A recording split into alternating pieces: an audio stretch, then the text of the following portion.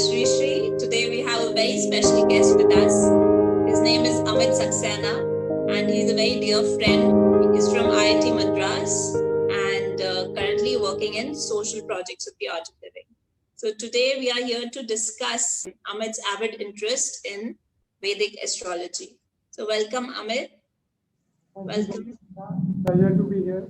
This channel especially is for people like you and whoever else is doing such great work in society in terms of studying the scriptures, in terms of bringing the knowledge back in a very modern style. And the common factor between all our lives, Gurudev Sri Ravi Shankar ji, who has been the inspiration behind all this knowledge. So Amit, the very first question to you is, how did you got interested into Vedic astrology? Few years back, that's around 5 years back, my father used to visit an astrologer. I never had any exposure to astrology before, so I never kind of believed it in or not believed in it. I had zero exposure. So the predictions that astrologer made were really mind-boggling for me, and the scientist in me started wondering what's going on, how can this be true? So he predicted that my father would buy a bike at a specific juncture in his life, in a specific month, in a specific year, and my logical mind started calculating the probability, and I was very low. So I started looking into it from a skeptic side, that how this works, and the more I looked into it, the more amazed I was, and it has been a great journey since then. Wow, that's amazing. I think that's all our story, right? Our logical mind getting boggled by how precise, how correct these things can be, and then trying to figure out why. Before we go ahead, Amit, how would you explain it to our viewers? What Vedic astrology is actually? Okay, so that's a very deep question. Astrology is very huge. It works more like a probability calculation system. You kind of predict that in which direction the momentum of your life is moving towards, and that can be changed also. But some idea if you get, then you have more awareness to deal with it. Okay, so like Gurudev Sri Sri Ravi Shankar ji also says that it gives you a direction, it gives you a forecast. So let's say the weather department says that it's going to rain, but it might or might not rain. If you Gurudev himself gives his a GPS predicts that in certain roads there is a lot of traffic, but by the time you reach there might not be that much traffic. So all of that is changing. So can you throw some more light on it? I think a common example that is given is the moon affecting light. So if you can explain us how this macrocosm affects the microcosm. For example, these 9 planets that we talk about, the 7 planets and the 2 nodes that we talk about in Vedic astrology, how can they affect our lives on Earth? Which scientifically, for some logical person, it might look a little impossible. It is definitely very mystical. The easier way to look at it is all these 9 energies are within us, and they take roles dominating at different points of time. So as Gurudev also says that the 5 elements dominate our life at different points of time. So that is one way of classifying the energy in 5 elements. Similarly, you can classify them as 9 energies, and they take turns at different points of time, and you behave in a certain way. So when Mars is dominating, you might feel more aggressive. You might want to do something. You might want to achieve something. When Moon is dominating, you might want to do something creative. How the planets affect us becomes a very mystical topic. Each planet has its own energy. So the easiest example is of the Moon and the mind. So with the changing phases of the Moon, it is well established in scientific community also that the mindset changes. So when the Moon can affect the mind, all other beings also, all other energies or planets also can affect our mind. So Amit, I remember when I came to you, that was a time where I really got intrigued into Vedic astrology. And for me personally, what helped me, I could understand myself better. Like, the things that you told me about my personality and why certain things that were bothering me about myself, what were the reasons of it, and understanding the reasons, how I can come out of it. I feel in terms of communication, it really helped me with whatever you told me. And also in terms of understanding people and being more accepting of them. So would you like to tell us how astrology can help us, especially the Vedic astrology, can help us to understand personalities better, can improve our relationships, can improve our communication with people, and so on? Yeah.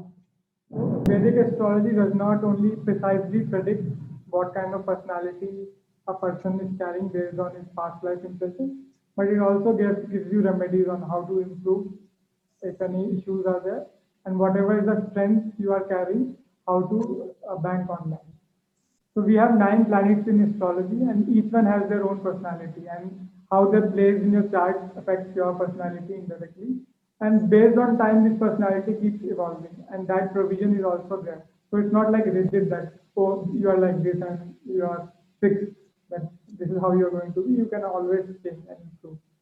Now, I would like to give an example from my own life. So, when I visited my home after 5 years of college, I used to visit very less frequently, and I could not relate to my brother. He had studied in 5 years, and I had not met him for a long time. And so, astrology helped me a lot in understanding what he was going through at that time, what personality, what mode of mind he was in, and that kind of brings you awareness of people around you and of yourself. And once you're aware, then you can relate to them better. And another experience that I've had is it gives me more acceptance. So I don't blame people when they do something which does not meet my standards or my perception.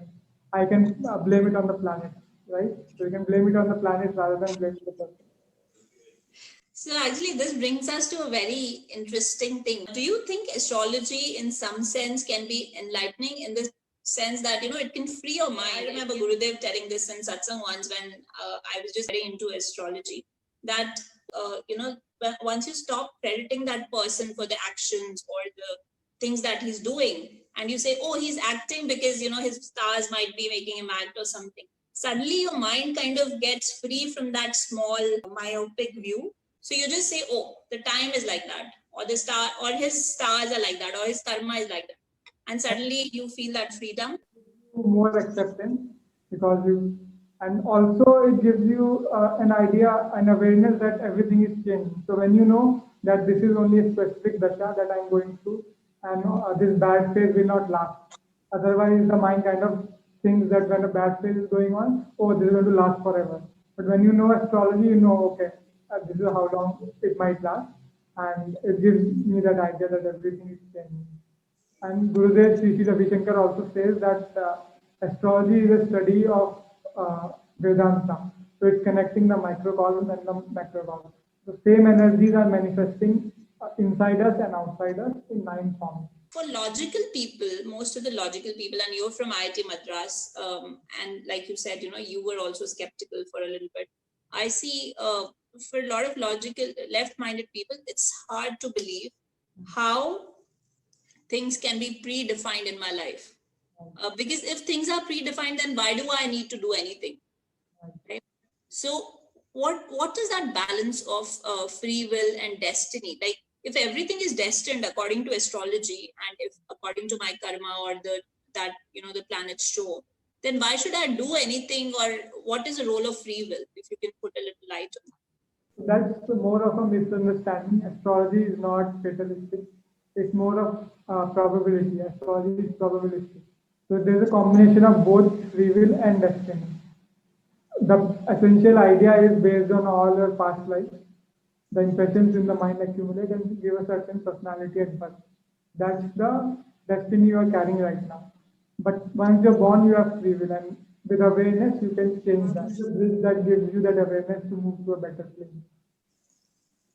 Cool. So what you essentially are saying is that few things in my life can be predestined, but with awareness, with my self effort, if I know it beforehand that this is my pattern, and recognize it and create awareness, I can change that pattern, I can break it, and then that direction will change in my life. Is that what you're saying, Amit?